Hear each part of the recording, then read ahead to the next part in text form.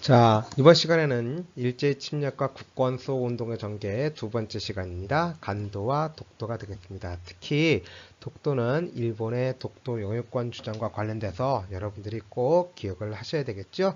자, 중요한 내용이니까 꼭 기억합시다. 자, 이번 시간에 여러분들이 학습할 내용으로는요. 자, 먼저 간도 협약의 내용과 그 간도 협약 체결의 부당성에 대해서 여러분들이 기억을 하셔야 되겠습니다. 자, 두 번째로 보다 더 중요한 내용이 되겠는데 바로 대한제국 정부의 독도 수호 노력, 즉 독도를 지키기 위한 정책은 어떤 정책이 실시됐는지 살펴보도록 하고, 이를 토대로 일본의 독도 소유권 주장의 부당성에 대해서 설명할 수 있어야 되겠습니다. 자, 먼저 볼 것은요, 바로 대한제국 칙령 제41호입니다. 자, 이게 뭐냐면요, 개항 이후에 일본 어민들이 울릉도를 불법적으로 들어와서 고기잡이를 해가니까, 자, 대한제국은 울릉도와 독도를 지키기 위한 노력을 전개를 하게 되는 거죠. 자, 그래서 울릉도를 울도로 개칭하고, 그 다음에 도감, 울릉도를 지키는 그 도감을 군수로 승격시킵니다. 그리고 그 울도 군수가 관할하는 범위로 울릉도는 물론이고 석도, 즉 독도를 관할토록 했다라는 것이죠. 결론적으로 말하면 바로 이 대한제국 정부는 칙령 41호를 통해서 울릉도와 독도에 대한 영유권을 확고하게 주장했다라는 것이죠. 자, 나중에 설명했지만 일본은 시마네현 고시를 통해서 이 독도는 주인 없는 땅이기 때문에 먼저 점유한 나라가 갖는다라고 하는 무주지 선점 이론을 근거로 독도를 자국의 영토로 편입시켰는데요. 자, 이 대한제국 칙령 제41호는 이러한 일본의 무주지 선점 이론을 정면으로 반박할 수 있는 근거가 되는 문서니까 꼭 기억을 하도록 하십시오.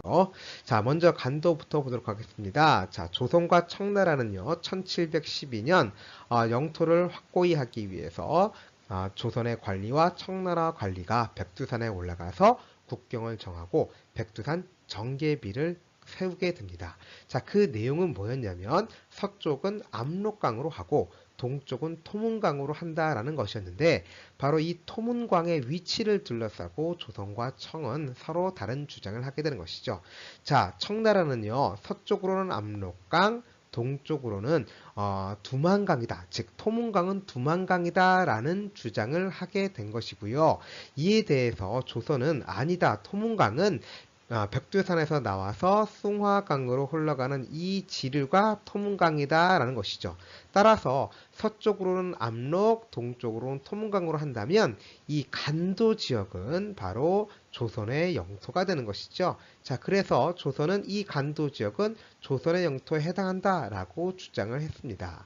자, 대한제국 시기에 이르게 되면 보다 적극적인 정책을 펼치게 되죠.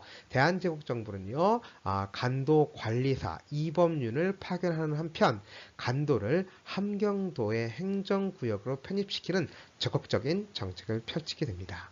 그런데 1905년 일본이 을사늑약을 강제로 체결하게 되죠. 자, 을사늑약의 내용 두 가지 기억하나? 첫 번째, 바로 대한제국의 외교권을 강탈해 간다는 것이고, 두 번째는 통감 정치가 통감부를 설치한다는 내용이죠. 바로 일본은 이 을사늑약을 근거로 해서 자, 청나라와 협상을 벌여서 간도 협약을 체결하게 됩니다.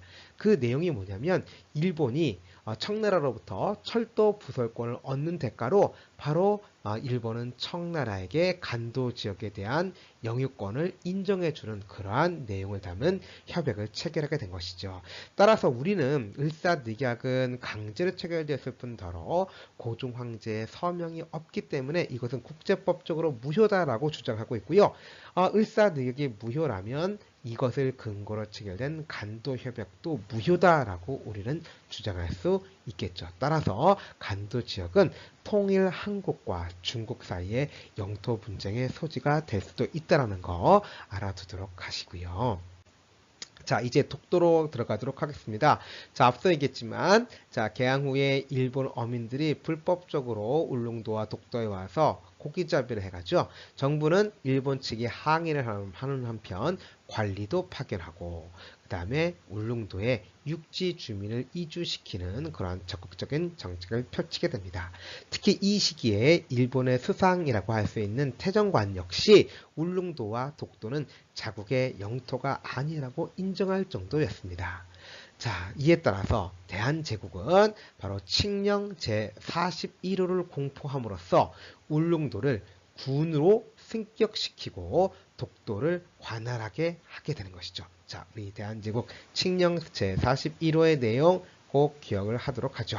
자, 일본은 러일 전쟁 중에 이 독도가 주인 없는 땅이기 때문에 무주지 선점 이론을 근거로 바로 불법적으로 일본 영토에 편입을 하게 되죠. 자, 이러한 심한해영 고시는 앞서 얘기했듯이 대한제국 칙령 제41호가 발표됐었기 때문에 일본의 주장은 문제가 있다, 잘못됐다, 부당하다 이렇게 우리는 얘기할 수 있습니다. 자, 지금까지 독도와 간도에 대해서 살펴봤고요. 다음 시간은 항일의병전쟁입니다. 자, 열심히 공부합시다.